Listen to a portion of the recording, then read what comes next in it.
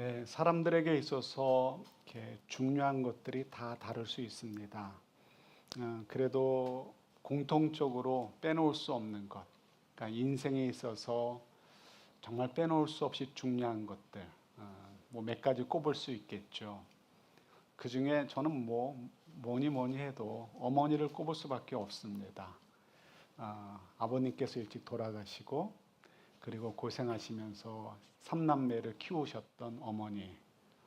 물론 아버지에 대한 이렇게 덜 무게 나가는 만큼만 이렇게 아버지를 사랑한다 이런 건 아니고요.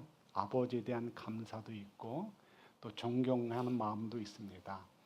그래도 아무래도 함께 고생을 한 어머니에 대한 감사를 빼놓을 수는 없는 것 같습니다. 어떻게 보면 정말 어떻게 사셨을까 싶은 일들이 많죠. 고등학생 둘, 중학생 하나, 손에 쥔 캐시가 몇만 원밖에 안 됐을 것 같은 그 시대에 그래도 저희들을 이렇게 잘 양육하시고 또 무엇보다도 믿음으로 잘 키우셨으니까요. 그래서 어머니께 하는 말씀이 있습니다. 제가 이제 드리는 거죠. 저는 엄마처럼 살지 못할 것 같아요. 라고 이야기를 합니다. 지금도 이야기합니다. 물론 이제 우리 한국 남자들 다 그런 건 아니지만요. 저도 이렇게 좀 이렇게 어머니한테 부들부들하게 하지 못합니다. 좀 이렇게 굉장히 이렇게 좀 나이스하고 막 이렇게 하면 좋은데 어머니한테 사랑합니다라는 말하는 것도 여전히 쑥스럽고 그럼에도 불구하고 어머니한테 그렇게 이야기합니다. 나는 어머니처럼 살 수 없을 것 같다고 너무 잘 사셨다라는 것을 이렇게 인정해드리고 또 정말 존경하죠. 예, 어머니 정말 소중하고 아버지도 마찬가지입니다. 오늘은 어머니만 얘기하고요. 어머니 아버지가 계시는 가정 이건 정말 그야말로 소중한 것이죠.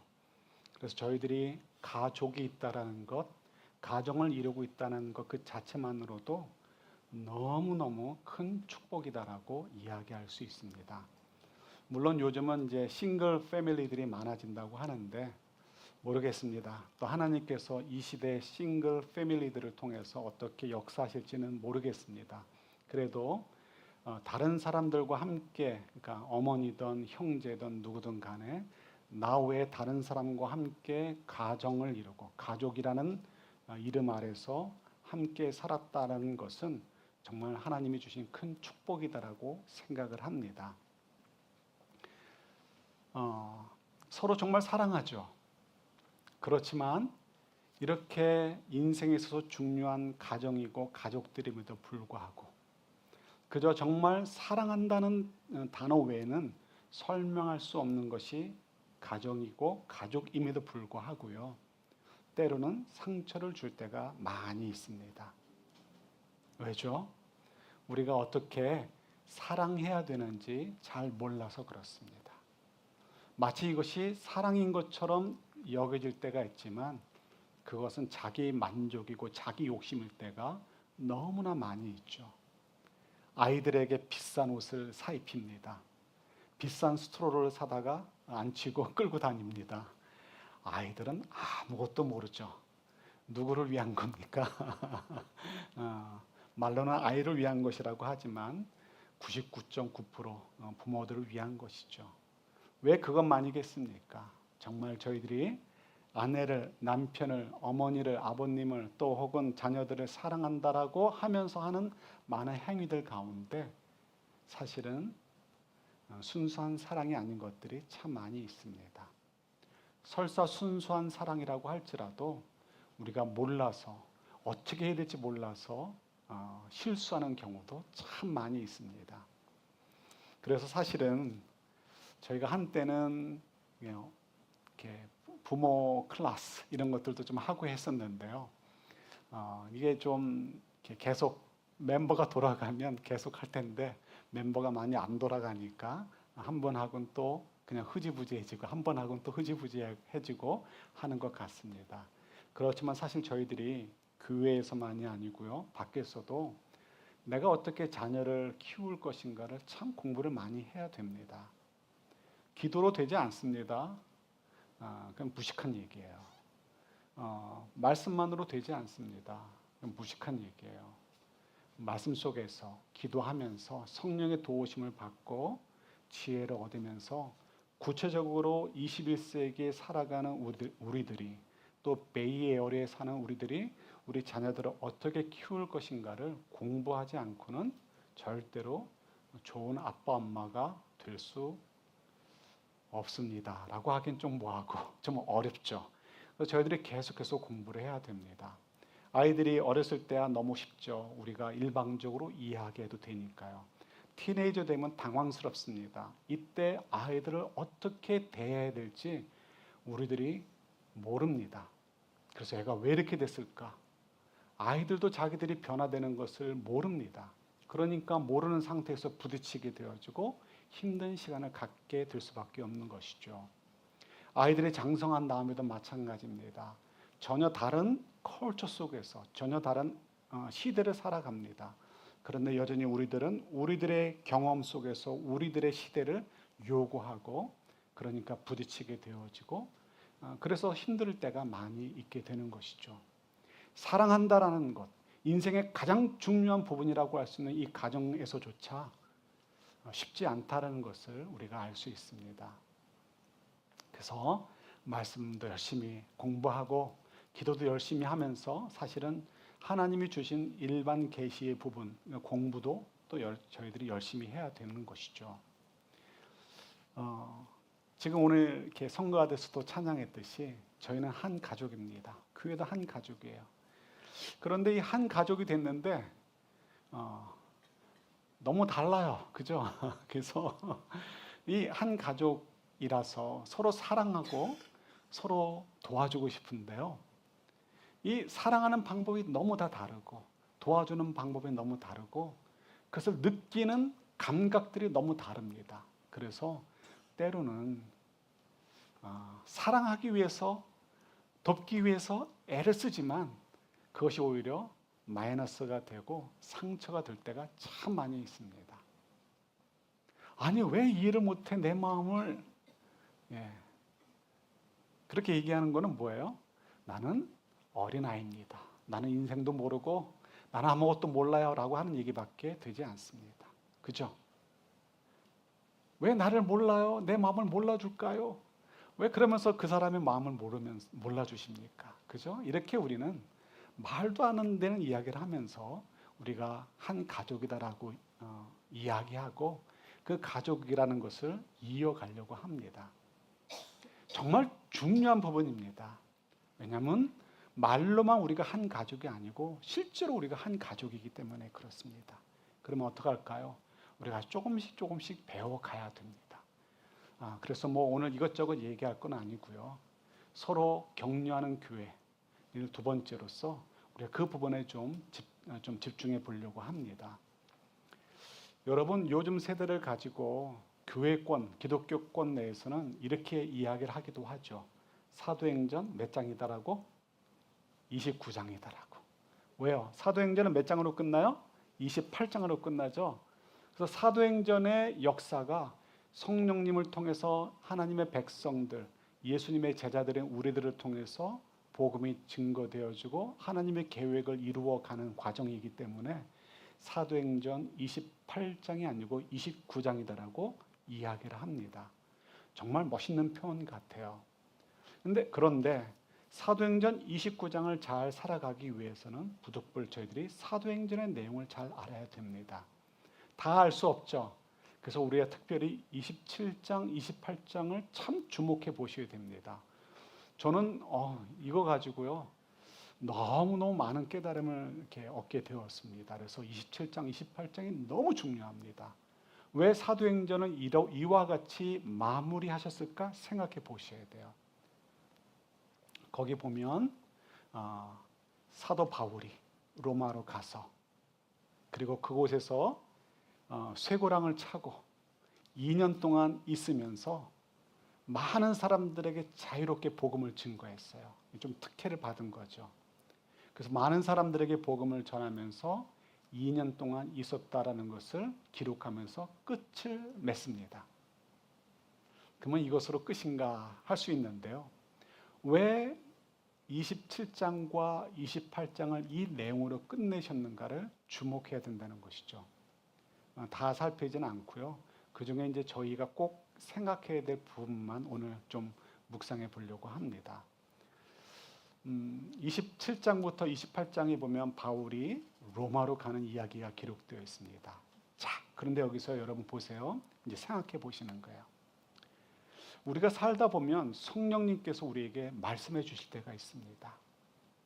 기도하는 시간에 특별한 은사를 받은 분이 예언의 기도를 해 줄 때도 있고요. 그때 예언이라는 것은 이 아파트 살까요 말까요 이런 거 아니에요. 그런 거 아니고, 예? 하나님께서 우리가 어떤 방향으로 살 것인지에 대한 이야기겠죠. 성경에도 그런 거 없어요. 이번에 이 주식을 살까요 말까요? 그런 거 없습니다. 그죠? 예, 그런 거 없어요. 오히려 하나님께서는 그거를 저희들에게 얘기하고 싶은 부분이 있지만 참을게요. 정말 큰 그림 속에서 우리가 하나님의 뜻이 무엇인지를 알게 해주시는 것들이 있어요. 자, 그런데 그건 넘어가고요. 성령님께서 저희들에게 말씀해 주실 때가 있는 거죠. 우리가 어떻게 삶을 살아야 될지 이런 부분에 대해서 메시지를 주실 때가 있습니다. 어떤 기도하는 분을 통해서 드물지만 그렇게 이해하게 해주시는 경우도 있고요. 그리고 또 어떤 경우는 내가 기도할 때 하나님께서 꿈꾸듯이 환상을 보듯이 남들이 들으면 믿지 않겠지만 그런 것들을 경험하시게 하실 때도 있고요. 또 그 종류가 다 너무 다양하기 때문에 여러분 그걸 가지고 다 어떤 그 정형화 시킬 수는 없습니다. 또 어느 분이 나를 위해서 이렇게 기도해 줬다고 해서 그걸 그대로 받아들여서는 안 돼요. 여러분 안에서 기도하시면서 성령님의 인도하심 속에서 말씀 가운데 확인을 하시는 과정이 필요합니다. 자, 어쨌든 성령님께서 이렇게 말씀해 주셔요. 또 말씀 가운데, 말씀 읽는 가운데 하나님께서 가슴 뻥 치시듯이 우리에게 말씀을 해주실 때도 있죠. 깨닫게 하실 때가 있는 것입니다. 예, 성령님께서 이렇게 말씀하시면 어떻게 될까요? 저희들이 반드시 반응하고 순종해야 되는 것이죠. 확인해야 되죠. 이것이 정말 성령께서 주시는 것이냐 아니냐 확인해 보고 확인이 되어졌으면 내가 하기 싫어도 순종하고 나아가야 됩니다. 확인이 굉장히 중요해요. 저도 이렇게 어렸을 때 이제 장로교회 한계를 좀 벗어나고 싶어서 이제 기도원도 좀 가보고 했었습니다. 그 중에 이제 가장 기억 남는 것이 한월산 기도원인데요. 그때 그 목사님, 이천성 목사님이죠. 그분이 하셨던 얘기들이 있습니다. 방언하고 예언한다고 해서 뭐 까불지 말라는 거죠. 이게 사람이 손드는 사람들이 있습니다. 방언 받았습니다. 예언 받았습니다. 그러면 그분이 해보라고 해요. 그분은 이제 또 그걸 통역하는 은사가 있대요. 그래서 그분한테서 하면 그분이 좋은 말 할 때가 거의 없습니다. 그분 욕 막 걸걸하게 하세요. 욕하면서 이거 사탄에게 의해서 하는 방언이다. 사탄이 주는 예언이다. 이렇게 얘기를 하시더라고요. 그래서 자우지가 손 들고 일어나서 얘기하는 사람들은 그냥 거의 이런 얘기 듣더라고요. 그만큼 저희들이 분별하는 것이 필요하다는 것입니다. 자, 그런데 어쨌든 우리가 이 말씀을 통해서든 기도의 시간을 통해서든 성령께서 우리에게 말씀하셨으면 어떻게 해요? 확인해보고 순종해야 된단 말이에요. 싫어도요. 예를 들어서 사도 바울이 얼마나 철저한 사람이었습니까?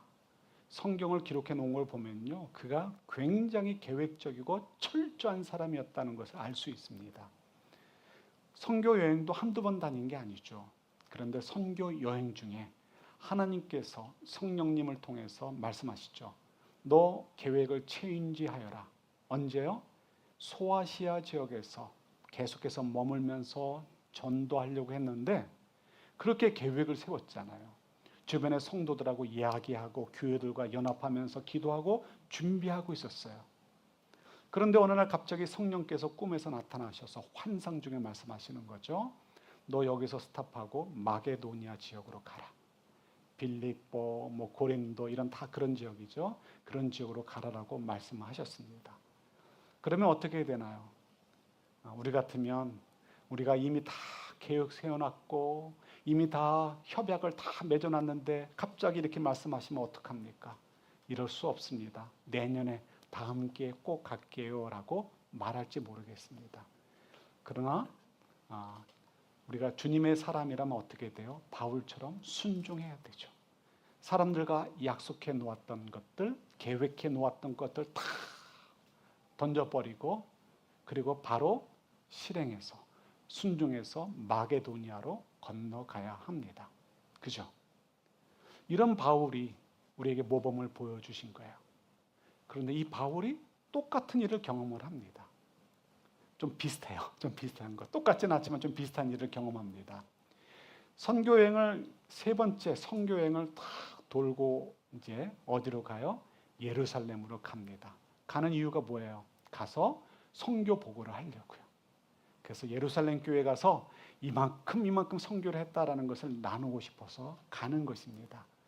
그런데 예루살렘에 가까이 올 때쯤에 하나님께서 성령님을 통해서 말씀해 주시는 거죠. 너 이번에 가면 어떻게 된다? 붙잡히게 되어지고 그리고 정말 곤란을 겪게 될 것이다. 그것도 2번이나 기록된 것만 2번이나 말씀을 해 주십니다. 만약에 사도 바울이 저희 교회에 와서 이렇게 선교 보고를 하고 있는데 이제 예루살렘에 갈 거예요 하면서 선교 보고를 하고 있어요. 근데 저희들이 함께 기도하는 가운데 우리 장로님이나 권사님 중에 한 분이 성령의 감동을 받아서 예언을 하는 거예요. 당신 이번에 가면 큰일 납니다. 당신 이번에 가게 되면 붙잡히게 되어지고 엄청난 고난을 받게 될 것입니다라고 막 예언을 하는 거예요. 그럼 그 기도를 우리가 다 함께 들었어요. 예언을 들었어요. 그럼 저희들은 어떻게 할까요? 바울에게 바울 선교사님 이번엔 아닌 것 같습니다. 이번엔 아닌 것 같습니다. 이번엔 예루살렘으로 가지 마시고 다른 곳으로 가시죠. 성령님께서 이렇게 이야기하지 않으셨습니까? 라고 반응하겠죠. 그렇게 말할 것 같아요. 그런데 사도 바울은 뭐라고 얘기합니까? 여러분, 내가 가야 됩니다. 그래서 거기 있던 사람들이 다 눈물을 짜면서 그냥 눈물 흘리면서 가지 말라고 했어도 사도 바울은 그들과 함께 눈물로 이별을 하고 예루살렘으로 가게 되죠. 여러분, 이때는 왜 성령님께서 바울에게 이런 예언을 하셨을까요? 이런 예언을 우리가 듣는다면 우리는 어떻게 반응을 해야 될까요? 저희들도 모르게 편안한 길, 평탄한 길이 하나님의 길이다라고 생각을 합니다. 그리고 우리가 기도해서 쟁취하는 것, 믿음의 선물로 하나님께로부터 받는 것은 평탄한 인생이다라고 생각을 합니다. 그런 세계관이 우리 속에 있는 것이죠. 신앙관이 우리 속에 있습니다.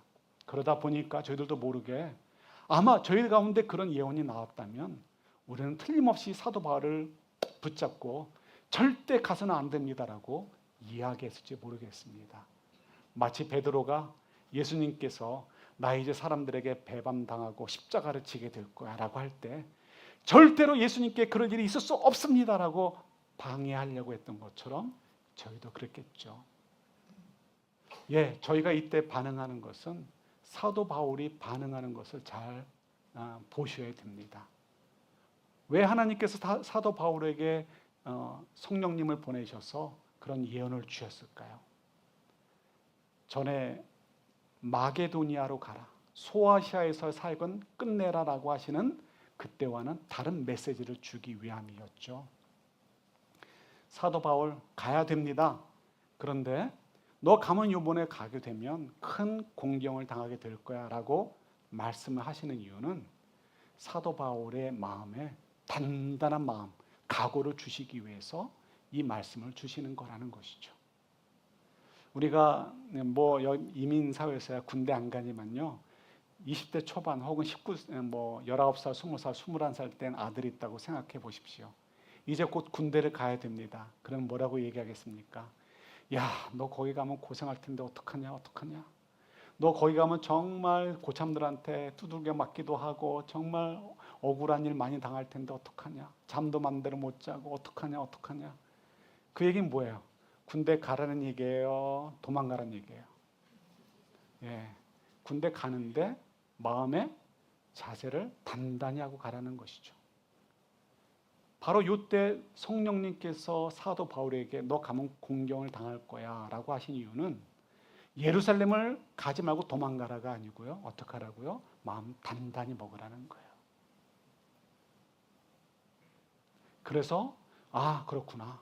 똑같은 성령의 음성을 들어도 우리가 반응하는 방향이 다를 때가 있구나 하는 것을 우리가 느낄 수 있습니다. 깨닫게 되는 것이죠.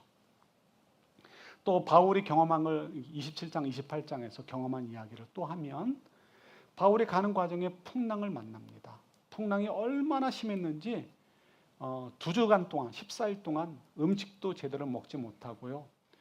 배에 있는 짐들을 다 바다로 던지고 그래도 안 되니까 우린 다 죽었구나 싶은 생각 속에 빠져 있었던 때도 있었습니다. 그만큼 어려운 풍랑을 만나게 된 것이죠. 그러면 여러분 이 풍랑을 만나게 된다라고 할 때 우리는 어떻게 생각할까요? 우리가 그 배 위에 있습니다. 나는 지금 예수님의 복음을 위해서 로마로 간다고 생각하는데 풍랑이 막 일어나는 거예요. 그럼 우리 머릿속에 뭐가 생각이 날까요? 데이터베이스 속에 뭐가 있어요? 어디로 가는데 풍랑을 만났어요. 누가 있죠? 구약에 누가 있어요? 요나가 있죠. 요나가 하나님께서 니느웨라고 가라고 하셨는데 가기 싫으니까 다시스로 가는 배를 탄 거예요. 하나님이 가라는 곳이 아닌 다른 곳으로 가고 있는 것이죠. 그러니까 하나님께서 그 길을 막으시려고 풍랑을 일으키셨고 그래서 요나가 물고기 속으로 들어가게 되고 마는 것이죠. 바울의 머릿속에 혹은 또 성도들의 머릿속에 어떤 생각이 들까요? 성령님을 통해서 가지 말라고 하셨는데 가면 고난받을 거라고 말씀하셨는데 그거를 무시하고 가니까 하나님이 풍랑을 일으켜서 막으시나 보다 이렇게 해석하겠죠. 그러나 그것도 아니었다는 것이죠. 왜 하나님께서 사도 바울에게 풍랑을 경험하게 하셨을까요? 왜 독사에게 물리게 하셨을까요? 우리 알고 읽어야 될 거 아니에요. 성경 백독해봐야 아무 의미 없어요. 그냥 그 의미를 알고 읽어야죠. 우리도 풍랑 만나도 살 수 있어. 이런 거 주시려고 이런 말씀 주시는 거예요? 아니에요. 우리 풍랑 맞으면 죽어요. 그렇죠? 이 말씀을 주신 것은 믿는 자는 풍랑 만나도 죽지 않는다는 것이 아니고요. 사도 바울이 왜 풍랑을 만나게 되는지, 왜 독사에게 물리게 하셨는지를 생각하게 하시는 거예요. 사도 바울이 14일 동안 고생하면서 요나 생각했을 것 같아요. 한 번쯤은. 그래도 아니구나 한 거 깨달았겠죠. 내가 이렇게 가는 건 내가 왜 이렇게 고생하면서 가야 되나? 내가 왜 이렇게 죽을 고생하면서 복음을 전하러 가야 되나? 생각했겠죠. 그러면서 후회했을까요? 아니면 후회 안 했을까요? 후회 안 했겠죠. 왜요? 내가 이만큼 고생하면서라도 가서 복음을 증거할 만한 가치가 있다는 것을 확인하는 거예요. 그만큼 예수의 복음이 위대하고 능력이 있고 그리고 그 풍랑 속에서 건지시는 하나님의 능력을 경험함을 통해서 모든 것은 누구의 손에 달려있다? 여호와 하나님께 달려있다는 것을 확인하는 것이죠. 그러니까 사도 바울이 그도 인간이잖아요. 전도하다가 핍박 많이 받으면요 겁을 내가지고요 가지 말까 이런 생각을 할 때도 있었어요. 사도 바울도. 그러면 하나님께서 그에게 아니야 너 죽지 않을 거야. 내가 그곳에서 너와 함께 할 일이 많이 있단다라고 격려해 주시면서 보내실 때도 있었단 말이죠. 사도 바울도 인간이에요. 그러니까 로마로 가면 겁나죠. 주눅 들죠.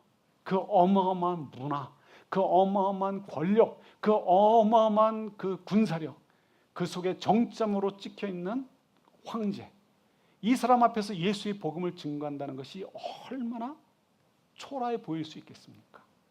겁날 수밖에 없습니다. 그러나 하나님께서 이런 훈련의 과정을 통해서 내가 예수의 복음을 위해서 목숨까지도 아끼지 않을 만큼 이렇게 귀하고 가치 있는 것이 복음이고 이 복음을 주신 여호와 하나님은 바다도 막을 수 없는 그 능력의 하나님이시고, 그러니 로마가 아니라 로마 할아버지라 할지라도, 황제가 아니라 황제 할아버지라 할지라도 내가 주눅들 필요가 없지, 이런 담대함을 주시는 것이죠.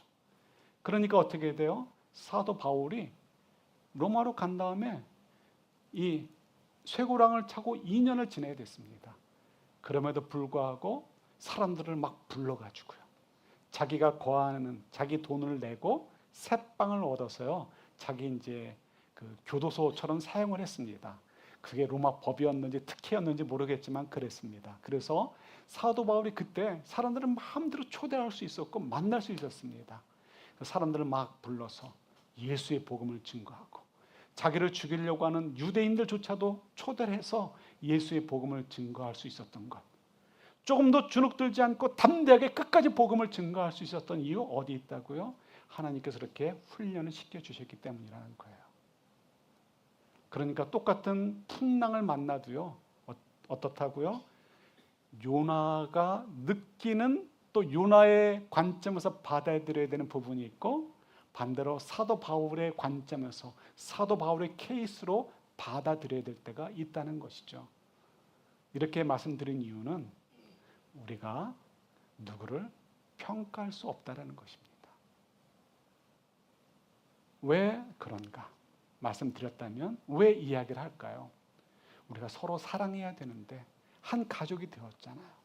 하나님께서 한 가정이 되게 하셨고 서로 사랑하며 살도록 기대하고 계시는데요, 이때 우리가 우리의 관점으로, 우리의 판단으로, 우리의 기준으로 사랑하려고 하는 것들을 자제하셔야 된다는 것을 말씀드리기 위해서 그렇습니다. 내가 풍랑 경험해 봤는데, 내가 성령의 음성을 들어봤는데 이렇게 해야 되는 거라는 이야기를 하면 된다, 안 된다? 안 된다는 거야, 안 된다는 거. 다시요. 하면 된다, 안 된다? 안 된다는 거예요. 그래서 이 사도행전도 27장, 28장에 이렇게 마무리됩니다. 이 문제를 가지고 신학적 논쟁으로 끝나지 않고요, 1절 설명이 없습니다. 대신 뭐로 끝나냐면 사도 바울이 2년 동안 착고에 채인 채로 복음을 증거하는데 그 근거 중에, 그렇게 할 수 있었던 이유 중에 하나로 무엇이 있었다라는 것을 우리에게 알려주시는 것이죠. 그것이 오늘 본문 내용입니다. 그래서 14절, 15절 제가 다시 한번 읽을게요. 14절, 15절. 우리는 거기서 신도들을 만나서 그들의 초청을 받고 2일 동안, 7일 동안이죠. 7일 동안 함께 지냈다. 그런 다음에 드디어 우리는 로마로 갔다. 거기 신도들이, 그러니까 로마의 성도들이겠죠, 우리 소식을 듣고서 아피온 광장과 트레스 마을까지 우리를 맞으러 나왔다. 바울은 그들을 보고 하나님께 감사를 드리고 용기를 얻었다.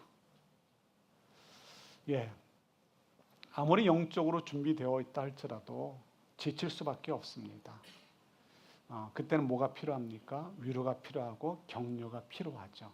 그래서 하나님께서 두 그룹을 준비시키셨습니다. 그래서 이탈리아 반도에 올라오자마자 한 그룹이 먼저 바울을 맞이하게 하셨죠. 그리고 7일 동안 그들이 하는 거 다른 거 없습니다.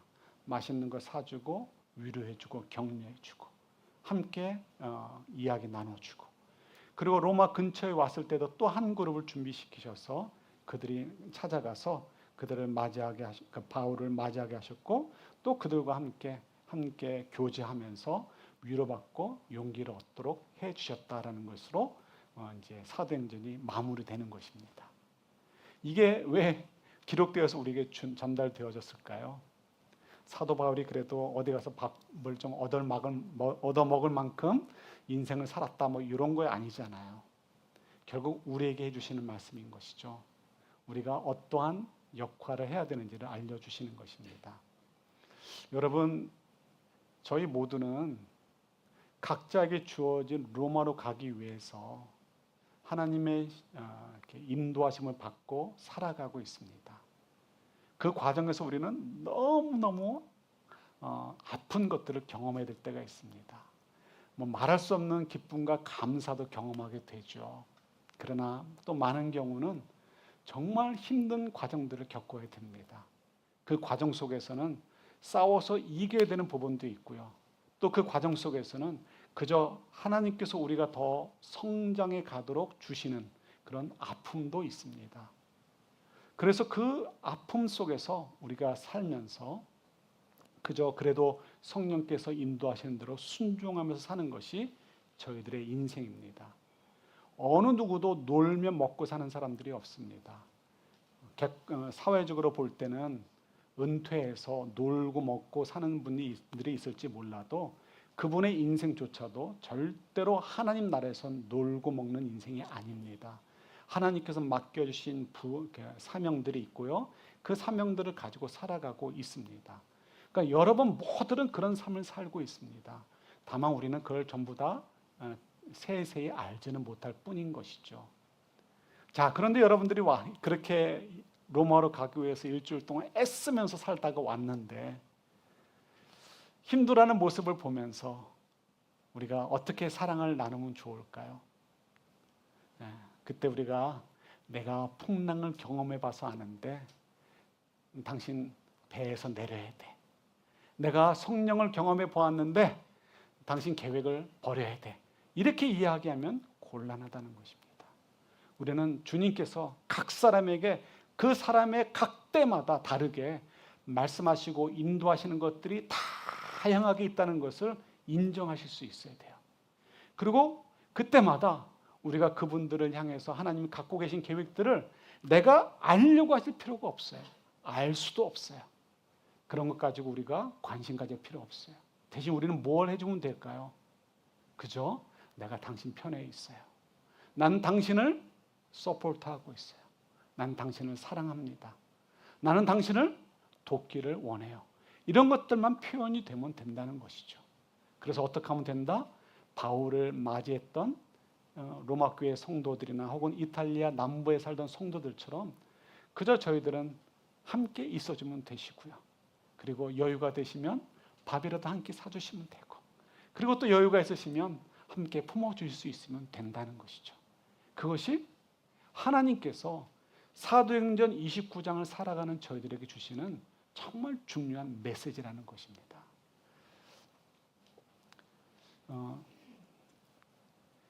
오프라 윈프리의 그 쇼 가운데 이런 부분이 있었습니다. 제가 한 부분만 보았는데요. 이런 내용입니다. Let Them이라는 책을 쓴 분이 이제 인터뷰하는 내용입니다. 보신 분들이 계실 것 같은데요. 자기가 책을 쓰게 됐는데 Let them, 뭐 그냥 내버려 둬라 이렇게 하는 거죠.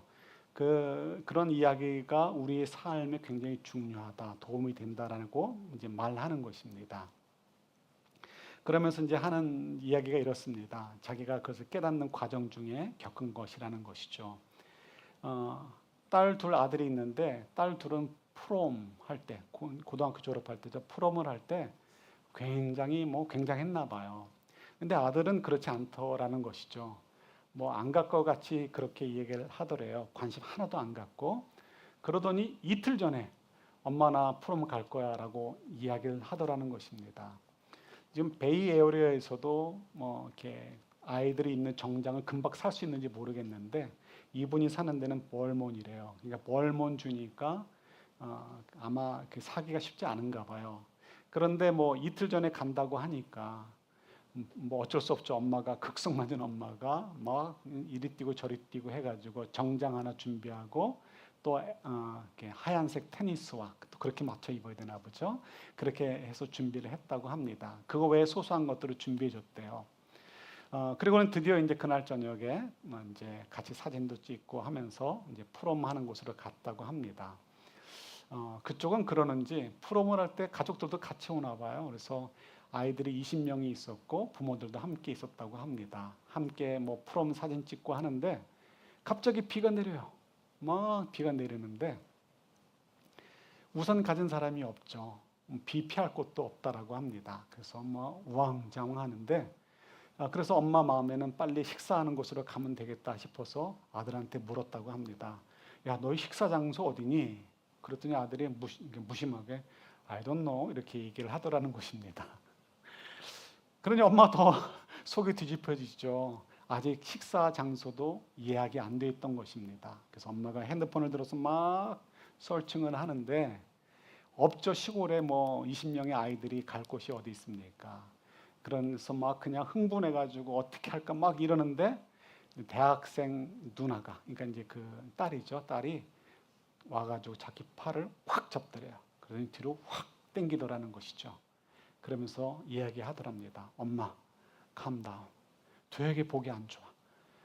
라고 얘기를 했다는 거예요. 그래서 엄마가 항변하는 것이죠. 야, 쟤네들 지금 비 오는데 옷 다 젖게 되고 신발도 다 젖을 텐데 어떻게 먹을 것 아직 정하지도 않았대. 그랬더니 그 누나가 엄마한테 얘기를 합니다. 엄마, 쟤네들의 프롬이야. 쟤네들이 알아서 쟤네들이 하고 싶은 대로 하도록 엄마는 가만히 있어. 이렇게 이야기를 했더라는 것이죠. 그러면서 let them이라고 이제 말이 나오는 거죠. 근데 그 말을 들으면서 마음이 조금 차분해지게 되었다라는 것입니다. 예, 사실 그게 맞는 것이죠.